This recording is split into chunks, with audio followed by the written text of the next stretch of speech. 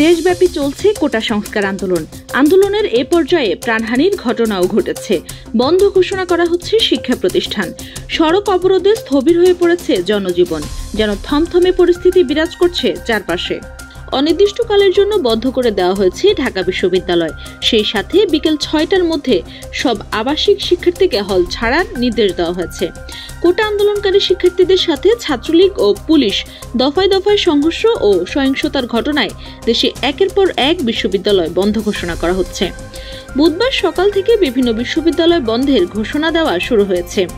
সংশ্লিষ্ট বিশ্ববিদ্যালয় কর্তৃপক্ষ বলছেন, চলমান আন্দোলন পরিস্থিতিতে শিক্ষার্থীদের নিরাপত্তা নিশ্চিত করতে বিশ্ববিদ্যালয় বন্ধ ঘোষণা করা হয়েছে। পরবর্তী নির্দেশ না দেওয়া পর্যন্ত বিশ্ববিদ্যালয় বন্ধ থাকবে। তবে হল ছাড়বেন না বলে জানিয়ে দিয়েছেন শিক্ষার্থীরা বলেন, খালি করার ঘোষণা আমরা মেনে নেব না। দেশে কোনো মহাদুর্যোগ চলছে না যে হল বন্ধ করতে হবে। আন্দোলনকারী শিক্ষার্থীরা আরও বলেন, আন্দোলনকে স্তীমিত করার উদ্দেশ্যে হল বন্ধ করার সিদ্ধান্ত নেওয়া হচ্ছে।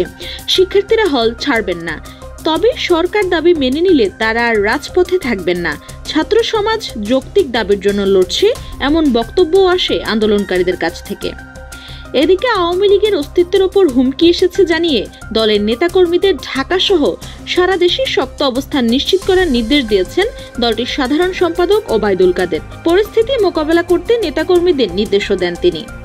সরকারি চাকরিতে কোটা ব্যবস্থা সংস্কারের দাবিতে আন্দোলন ঘিরে সারা দেশে ৬ জনের মৃত্যুর ঘটনা সহ কয়েকশো মানুষ আহত হয়েছে।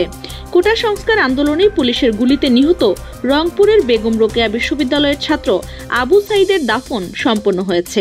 শেষবারের মতো সন্তানের মুখ দেখার জন্য মা আনোয়ারা বেগমকে ডাকা হলে কান্নায় ভেঙে পড়েন তিনি।